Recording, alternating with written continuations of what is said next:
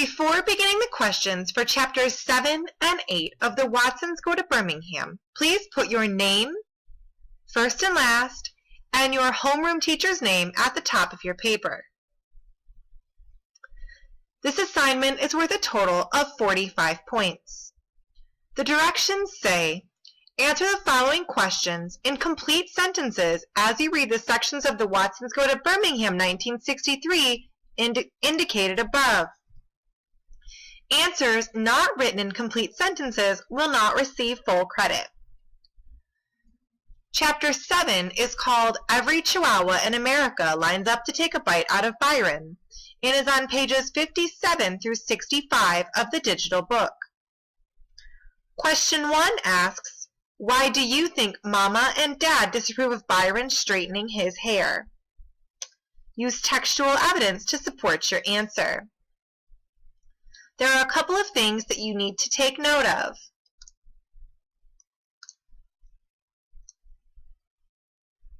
Notice, I'm asking, why do you think Mama and Dad disapprove?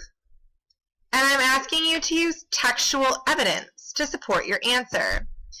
This means that I'm looking for evidence from the text that will support your answer. So things in the book that will support your answer to the question.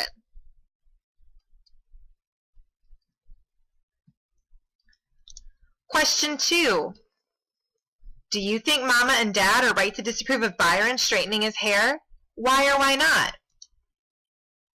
This question is also asking your opinion. Notice it says, do you think? This question is also two questions. The first question is, do you think Mama and Dad are right to disapprove of Byron straightening his hair? And the second question I'm asking you is, why or why not?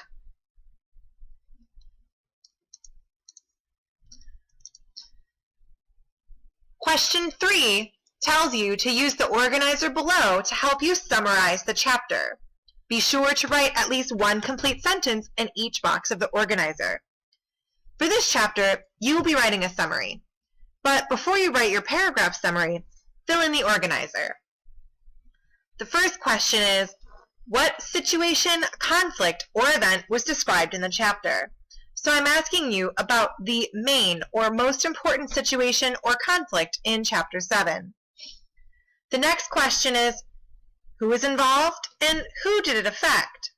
So I'm asking not only for the person who caused the problem, but for all of the people that were affected by this problem. When did this occur? Obviously, we know that this book takes place in 1963 because it's called The Watsons Go to Birmingham 1963.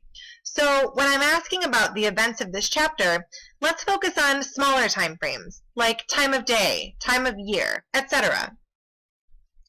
The next thing you need to answer is, where did the major events surrounding this situation, conflict, or event take place? So, did Kenny see these things happen while he was at school?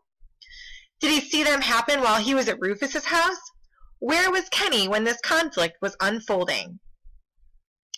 And lastly, why was this conflict so important to the characters of the story? Whenever there's a problem, characters have a stake and they want to solve it. So why is this conflict so important to the people involved? After you finish the table, you can move on to question 4. Question 4 says, using the table in question 3, write a 5 to 7 sentence paragraph that summarizes the events of this chapter. So notice you will need to use the table in question 3. This does need to be 5 to 7 sentences, and it needs to be a paragraph. The parts of a paragraph are here for you. Your paragraph must include a topic sentence that tells the reader the main idea or what your paragraph is going to be about. For this information, go back and figure out what situation, conflict, or event was described in the chapter. The supporting sentences are going to go in the middle, after your topic sentence, but before your concluding sentence. These sentences are going to give specific details relating to the main idea. So the middle sentences that you have here would make great details. Your concluding sentence refers to the topic sentence and sums up the main idea of the paragraph.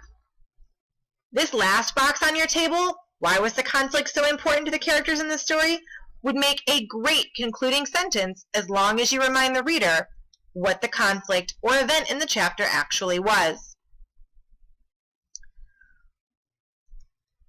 Once you finish the questions for Chapter 7, move on to the questions for Chapter 8.